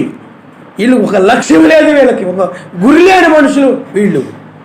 గురి కలిగిన వ్యక్తి ఎవరు ఏమి చెప్పినా కానీ స్థిరముగా వాక్యం మీద నిలబడతారు. ఆయన ఆ దేశానికి చేరడం కోసం ఎవరు ఏమి చెప్పినా మారరు. ముగ్గురు జ్ఞానులు మారలేదు. యెహోషువ, కాలేబులు లక్షల మంది చెప్తున్నారు కానాను లేదు, ఏమీ లేదు, మోషే ఏదో కానాను అని చెప్తున్నాడు కానీ ఏమీ లేదు అన్నప్పటికీ కూడా వాళ్ళ మనస్సు మారలేదు. ఒక స్థిరమైనటువంటి లక్ష్యం కలిగి ఉన్నారు. అది చేరుకోవాలనే లక్ష్యం వాళ్ళలో ఆయన అమరిస్తారు. హల్లెలూయా, హల్లెలూయా. కాబట్టి నీవు కూడా నీ లక్ష్యం ఏమిటి చెప్పండి? ఆయన దేశానికి చేరాలి. ఆ దేశానికి చేరాలంటే, కానానికి చేరాలంటే ధర్మశాస్త్రం ప్రకారం నడవాలి. ఇప్పుడు కూడా నీవు రాబోయే ఆ నూతన భూమి, ఆ యొక్క క్రొత్త భూమి, ఈ భూమి కాదు, అది పరిశుద్ధ భూమి, అది వాగ్దాన భూమి. అది ఆ భూమిలోనికి నువ్వు చేర్చబడాలనేటి నీతి, సమాధానం, పరిశుద్ధాత్మ ఆనందం కలిగి ఉండాలి. వాళ్ళ ధర్మశాస్త్రం అనుసరించిన వారే వెళ్ళారు. ఇక్కడ కూడా నీతి, సమాధానం, పరిశుద్ధాత్మ ఆనందం కలిగిన వాడిని కొనుక్కోబడతారు. ఆయన నువ్వు ఆ విధంగా కలిగి ఉంటే నువ్వు కొనుక్కోబడతావు. నువ్వు నీతి, సమాధానం, పరిశుద్ధాత్మ ఆనందం లేకుండా నీవు ఏదో నామకార్థంగా అలాగ ఉన్నట్లయితే విడిచిపెట్టబడి ఉకృతిలోకి వెళ్ళిపోతావు. అందుకనే నీ లక్ష్యము, నీ యొక్క కన్నులు ఆ దేశాన్ని చూడాలి, అమర్త్యమైన దాన్ని చూడాలి. అనగా మరణం లేని దాన్ని చూడాలి, మరణం లేని మనుషులు చూడాలి, మరణం లేని ఆ యొక్క దేశాన్ని చూడాలి అనే గురే కలిగి ఉండాలి తప్ప నీకు ఒక గురి ఉండకూడదు. అందుకని ఈనాడు పిల్లారా, చాలామంది ఆ గురి నుండి తప్పిపోయారు, తిరిగిపోయారు. మొదట కలిగి ఉన్న దాని నుండి తిరిగిపోయారు, మొదటి విశ్వాసం నుండి తిరిగిపోయారు, మొదటి పరిశుద్ధత నుండి తొలగిపోయారు, మొదటి ప్రార్థన నుండి తొలగిపోయారు. గంటల తరబడి ప్రార్థన చేసేవాళ్ళు కాస్త అంత ప్రార్థన అవసరమా, ఎంత ప్రార్థన అవసరమా? మొన్న కావడంటుంది, మీరు ఎప్పుడు ప్రార్థన చేసుకున్నా అంటున్నారు, చేసుకుని ఉంటారు, ఏం మాట్లాడుతుంటారండి ఆయనతోటి? అంతేం ఉండదండి ఆయనతో మాట్లాడడానికి, రోజుల తరబడి ఏం మాట్లాడుతుంటారండి ఆయనతోటి? ప్రార్థన చేస్తే నీకు తెలుస్తుంది చెప్పాను. ఆయన హల్లెలూయా. ప్రార్థించే కొలది ఆయన నడిపిస్తూ ఉంటాడు. ఆయన హల్లెలూయా, హల్లెలూయా. కాబట్టి పిల్లారా, ఆలోచన చేయండి. ఈనాడు చాలామంది ఎంతో భక్తి కలిగిన వారుగా ఉండి ఈనాడు టీవీల వైపు తిరిగిపోయిన వాళ్ళు ఉన్నారు. ఒకప్పుడు టీవీ అంటే బ్రహ్మంగారాలు చెప్పారు కాబట్టి అది అపవిత్రమైన లోక కార్యాలు, లోక విషయాలు, మత్స్యాక సంబంధుల బోధలు ఇవన్నీ వస్తూ ఉంటాయి. ఏమండి, మొట్టమొదటి ఏం చేస్తారు చెప్పండి? ఒక ఆవిడ టీవీ ఎందుకు కొన్నారమ్మా అంటే, ఆ బైబిల్లో పాస్టర్లు చెప్పే వాక్యాలు వస్తుంటాయి కదండి, అందుకు పెట్టుకున్నామండి, అందుకు కొనుక్కున్నామండి అను. అమ్మాయి ఎన్ని దుర్బోధలు, సత్యం రాదు అక్కడ, సత్యబోధకులు ఎవరు లేరు అని చెప్తే ఏదోటి వింటారు కదండి అను. సరే అమ్మా, నీవు ఆ బోధలు వినాలని గురితో నువ్వు కొన్నావు, కానీ నువ్వు తొలగిపోతావు అన్నాను. కొన్నది టీవీ కొన్నది చక్కగా ఒక 2-3 రోజులు చక్కగా, ఏమండి చక్కగా ఆ పాస్టర్ గారి ప్రసంగం ఏమిటో, ఆ జైపాల్ గారి వర్తమానం, సతీష్ కుమార్ గారి ఏళ్ళదని ఇంటి ఉండి మెల్లగా ఏమైపోతుంది చెప్పండి? ఆ ఛానల్ ఈ ఛానల్ మారుతుంటే వేరే వేరే ఛానల్ వస్తుంటాయి కదా, మరి అవి చూడటం ఆరంభిస్తూ ఉంది. మళ్ళీ ఏమైపోయింది? తిరిగిపోయింది. ఏమైతే కొనుక్కున్నప్పుడు మంచి ఉద్దేశంతో కొనుక్కుంది. సెల్ ఫోన్ కొనుక్కునేటప్పుడు కూడా చాలామంది ఏం చేస్తారు చెప్పండి, మంచి అభిప్రాయంతో కొనుక్కుంటారు. ఆయనకు సంబంధించిన వాటిని వాడాలనండి, ఆయనకు పరిచర్య చేయాలనండి. ఏమండి, చాలామంది క్రైస్తవులు అలాగ కొనుక్కుంటారు. ఆయనకు సంబంధించిన ఏమనంటే వినాలనండి. అలాగ కొని ఆ తర్వాత రకరకాలు కనబడతా ఉంటాయి కదండి, వాటి వైపు తిరిగిపోతారు. ఇక ఆ వీడియో గేముల వైపు, ఆ పాటల వైపు, లేకపోతే ఆ యొక్క రకరకాల వార్తల వైపు, రకరకాల లోకమంతా లోక విషయాలని దాంట్లో ఉంటాయి. ఆ మనసు దాని వైపు తిరిగిపోద్ది. ఇంక ఈ వాక్యం వినడం ఉండదు. మీరు ప్రసంగాలు ఆ బ్రదర్ వాళ్ళు పంపిస్తూ ఉంటారు కదండి, ఆన్లైన్లో లేకపోతే ఇలాగ పంపిస్తుంటారు కదండి, అవి విందామని కొనుక్కున్నామండి అంటారు. ఫస్ట్ ఆరంభంలో లక్ష్యం మంచిదే, తర్వాత ఏమైపోయి చెప్పండి, అది పోయి వేరే వాటి వైపు తిరిగిపోతారు. పనికిమాలిన వాటి వైపు తిరిగిపోతారు, చెడ్డవాటి వైపు తిరిగిపోతూ ఉంటారు. మరి ఈ లక్ష్యం ఏమైపోయినట్టు? ఇలాంటి వాళ్ళందరూ కూడా ఆ గమ్యమును తప్పిపోయినటువంటి వారు, పడిపోయినటువంటి ఆ దూతల ఆత్మలు వీళ్ళలో పనిచేస్తూ ఉన్నాయి ఈ మనుషులు. అందువలన ఇలాంటి వాళ్ళు కానానికి చేరలేరు. ఇలాంటి వాళ్ళకి లక్ష్యము కానాను. ఎందుకంటే ఇక్కడ వాక్యం విని దాన్ని అనుసరిస్తేనే ఆత్మ సంబంధమైన కానాను ఆ ఏదోనికి వెళ్ళిపోతారు. ఆయన హల్లెలూయా, హల్లెలూయా. మీరు వెళుతూ ఇంటి దగ్గర సెల్ వదిలిపెట్టి వెళ్ళిపోతారు. ఆ పిల్లలు లేకపోతే బైబిల్ వాక్యం ఏదో వింటాం అని అడుగుతారు అనుకుందాం, అడిగారు అనుకుందాం, వాళ్ళకి మీరు ఇచ్చేసి వెళ్ళిపోతారు. వాళ్ళు ఏం చేస్తారు చెప్పండి? భలే అవకాశం దొరికిందని మీ ముందు మాత్రమే అలా చక్కగా ఏదో వాక్యం వింటున్నట్టుగా వాక్యానికి సంబంధించి మీకు వినపడేలాగా చేస్తూ ఉంటారు. మీరు వింటుంటారు, అబ్బో వాక్య సంబంధమని తిరగేస్తున్నాడు అనుకుంటారు సెల్ ఫోన్లో. మీరు వెళ్ళిపోయిన తర్వాత అసలు ప్రారంభిస్తారు, వాళ్ళకి సంబంధించింది అసలే ప్రారంభిస్తారు. వాళ్ళు వాటి వైపు తిరిగిపోతారు. నటన అదంతా కూడా ఏమైపోతారు చెప్పండి? ఇలాగుంటే ఉగ్రతలోకి వెళ్ళిపోతారు, నిత్యశిక్షకి వెళ్ళిపోతారు. ఇక ఎన్నడూ మెస్సీని చూడలేరు, ఆనందాన్ని చూడలేరు. దుఃఖము, ఏడుపు, కన్నీరు ఉంటాయి ఆ నరకంలో. అగ్ని ఆరదు, పురుగు చావదు. అగ్నిలో చర్మం ఏమైపోతుంది చెప్పండి? కాలుతూ ఉన్నది. అగ్ని కాలుతూ ఉన్నప్పుడు అయ్ బాబోయ్ అయ్ బాబోయ్ అయ్ బాబోయ్ అని నువ్వు కేకలేస్తుంటావు ఆ నరకంలో పడి. ఇప్పుడు మాటలు లేదు కదా, మరి ఆ నరకంలో పడి కేకలేస్తూ ఉంటావు. కానీ ఆ శరీరం ఏమైపోతుంది చెప్పండి? చావదు, చావు. ఇక్కడ మనిషి ఏదైనా ఇల్లు తగలబడిపోయిన అనుకోండి, ఏదైనా తగలబడిపోయినప్పుడు ఆ కుక్కలో, ఆ జంతువులో, లేకపోతే ఏదైనా వస్తువులు అయినా కాలిపోతాయి, బూడిదైపోతుంటాయి. కానీ ఆ నరకంలో లేదా మనుషులు చనిపోయారు అనుకోండి, కాల్ చేసి బూడిదైపోతారు. కానీ అక్కడ ఆ నరకంలో అయితే బూడిదవ్వడం ఉండదు, నువ్వు ఇక చావడం ఉండదు. ఎన్నో ఒక రోజు కాలిపోతాం, బూడిదైపోతాం అనుకుంటున్నావేమో. అలాగా నువ్వు కాలుతూనే ఉంటుంది, ఆ మంట కాలుతూనే ఉంటుంది, నువ్వు చావకుండా ఉంటావు. అలాంటి శిక్ష నువ్వు పొందుకోబోయేది.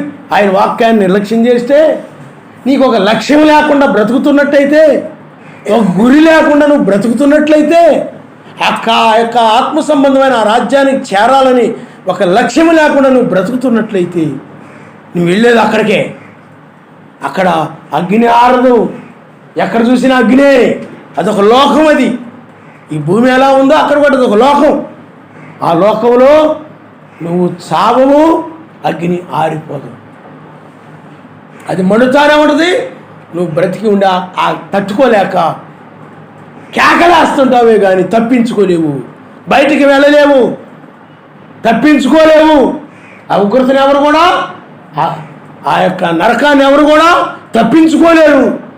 ఆ పాతాళంలో పడి ఆ పరిచయుడు అలాగే ఈడ్చేసాడు.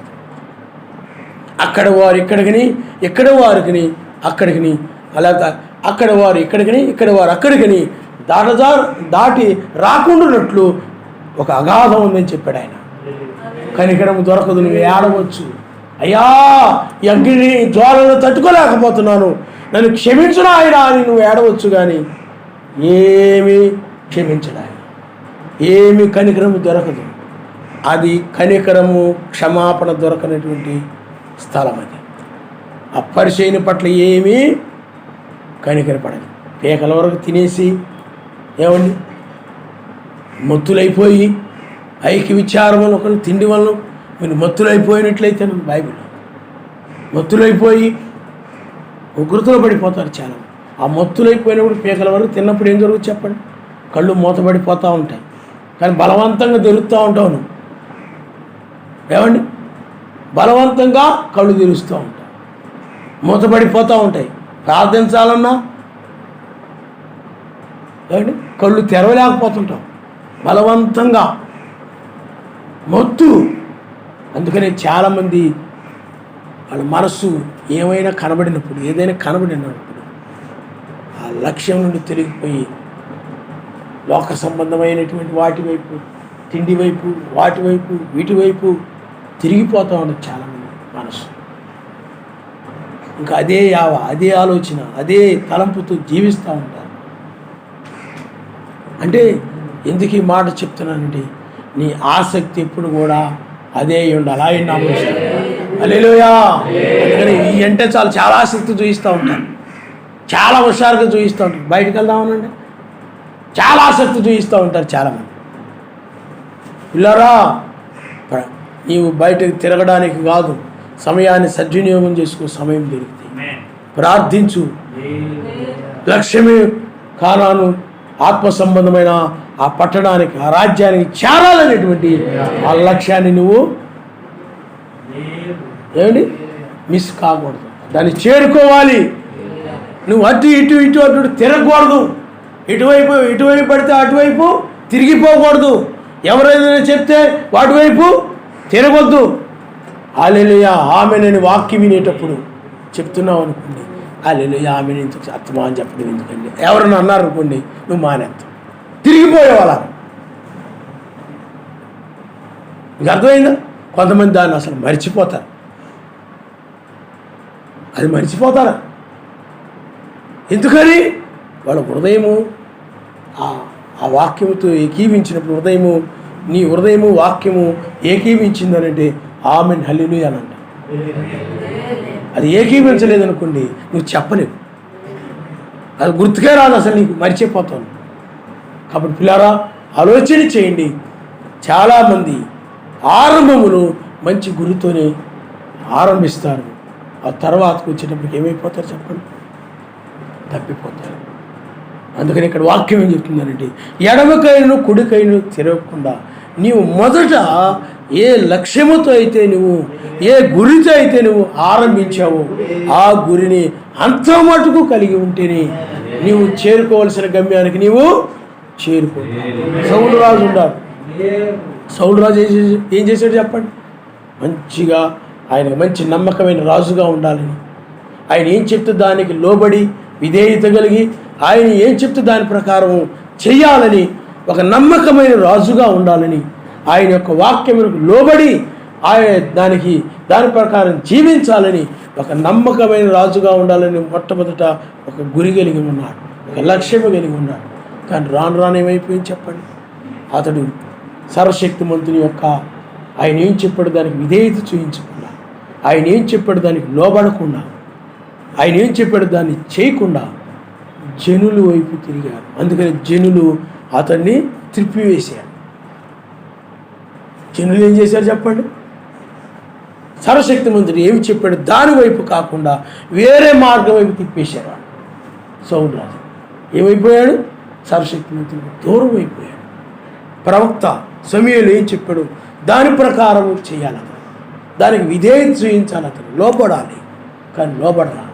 అప్పుడు ఆ జనులు ఏం చెప్పారు దాన్ని బట్టి నడిచినందువల్ల, అంటే జనులు ఏం చేశారండి? తిప్పివేశారు. ఆ ప్రమాదంలో పడిపోయారు. అందువల్ల పిల్లరా నీవు లక్ష్యమును, ఆ గమ్యాన్ని నువ్వు చేరాలంటే ఈ చివరి కాలపు యొక్క ముగింపు వర్తమానాన్ని నువ్వు పట్టుకోవాల్సింది. ఆయన హల్లెలూయా హల్లెలూయా. ఈ వర్తమానం మీద లక్ష్యం ఉంచి దాని ప్రకారం దాన్ని చేయడమే దాని ప్రకారం జీవించడమే. అప్పుడు ఈ శరీరం మార్పు పొంది పైకి వెళ్ళిపోతాం. ఎవరు ఏం చెప్పినా దాని వైపు తిరగద్దు. ఇదిగో లోకం అంతం కాదు, ఇప్పుడేం అవ్వదులే, ఎప్పుడు నుండో చెప్తున్నారు, బైబిల్లో ఎక్కడుంది, సంవత్సరాల గురించి బైబిల్ ఎక్కడుందో చూపించమని అడిగేవాళ్ళు ఉన్నారు. కొంతమంది వధువు ద్వారా రాకడ జరుగుతుందని బోధించేవాళ్ళు ఉన్నారు. కొంతమంది రకరకాల బోధన వైపు తిరిగిపోయిన వాళ్ళు ఉన్నారు చాలామంది. కానీ ఇప్పటి వరకు కూడా ఏ బోధ వైపు తిరగకుండా ఆయన ఏమి బయలుపరిచాడో దాన్ని చెప్పడం జరుగుతూ ఉంది. ఆయన నామనిస్తాడు.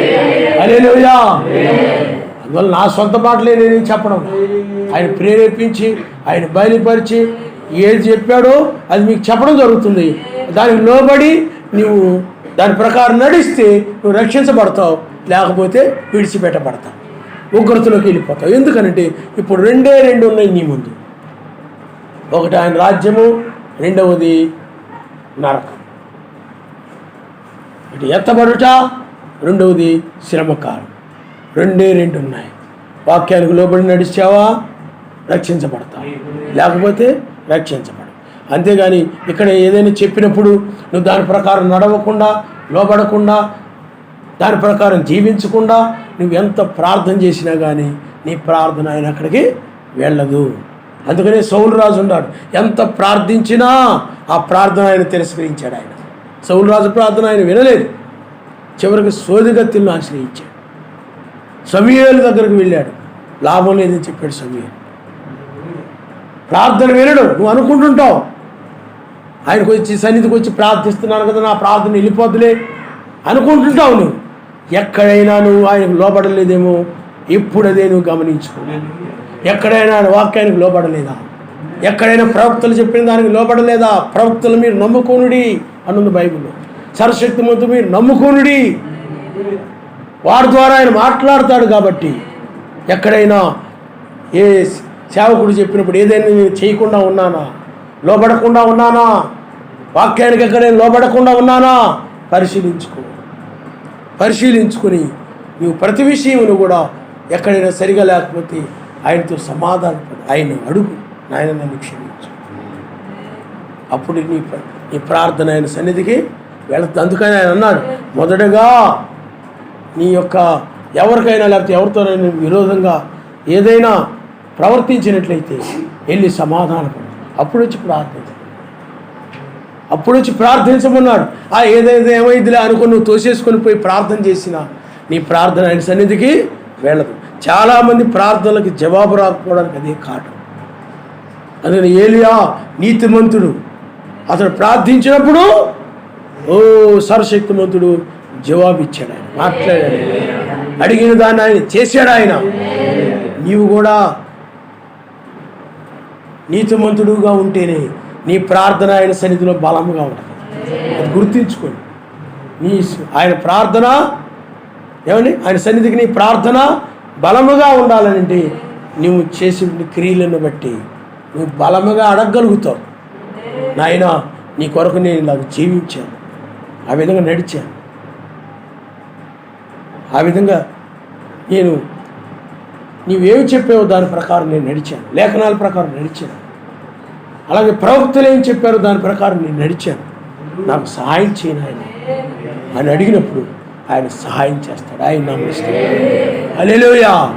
ఎందుకంటే నీ ప్రార్థన నువ్వు చేసే క్రియలను బట్టి అది బలముగా ఉండదు ఆయన దగ్గర, నీ నీతి క్రియలను బట్టి.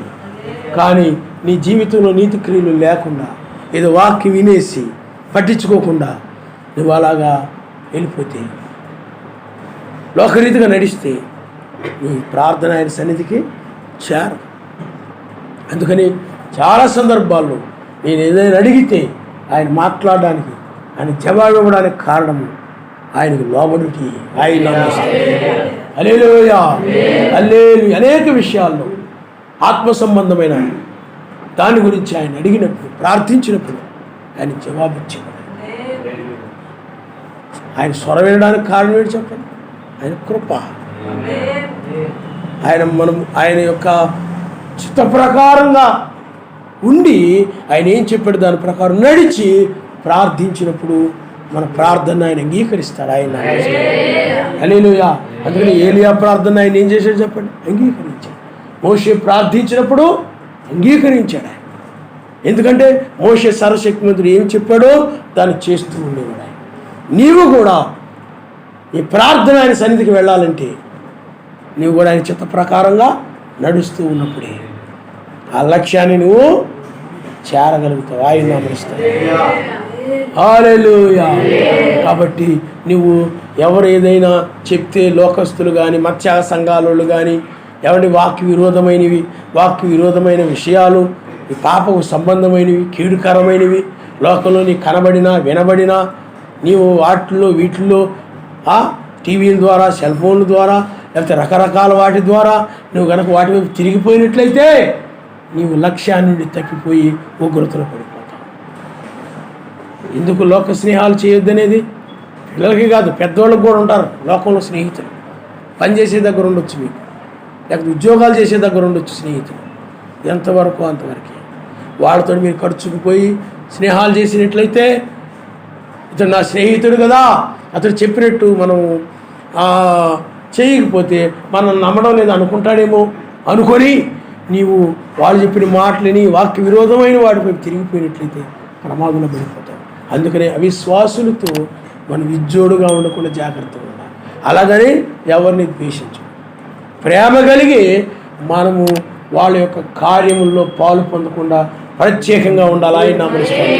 వాళ్ళ మాటలు నువ్వు తీసుకొని వాళ్ళ మాటలను బట్టి నువ్వు నడవకూడదు. వాళ్ళు నేను తిప్పివేస్తారు.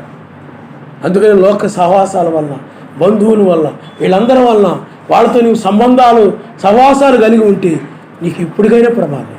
కారణం ఎందుకంటే వాళ్ళు ఎప్పుడొకప్పుడు లోకం వైపు నిన్ను తిప్పేస్తారు. లోకం వైపు నిన్ను తిప్పేస్తారు వాళ్ళు. అందువలని చాలా జాగ్రత్తగా ఉండవలసిన సమయం ఇది. అందుకని యెహోషువ చెప్తున్నాడు, నువ్వు జాగ్రత్త కలిగి, యెహోషువతో చెప్తున్నాడు సరస్వతి, నువ్వు జాగ్రత్త కలిగాను. చాలా సందర్భాల్లో మీరు మెలకువగా ఉండి జాగ్రత్తగా ఉండి అని చెప్పాడు ఆయన. లేకపోతే రెండవ రాకడని మీరు మిస్ అయిపోతారు. రెండవ రాకడం కనుక పోగొట్టుకుంటే నువ్వు నిత్య శిక్షణ అనుభవించాల్సిందే. అందుకని అతి ప్రాముఖ్యమైన వర్తమానం, అతి ప్రాముఖ్యమైన కాలం ఇది. తల ఉంచుకోండి, మనం ప్రార్థన చేసుకుందాం.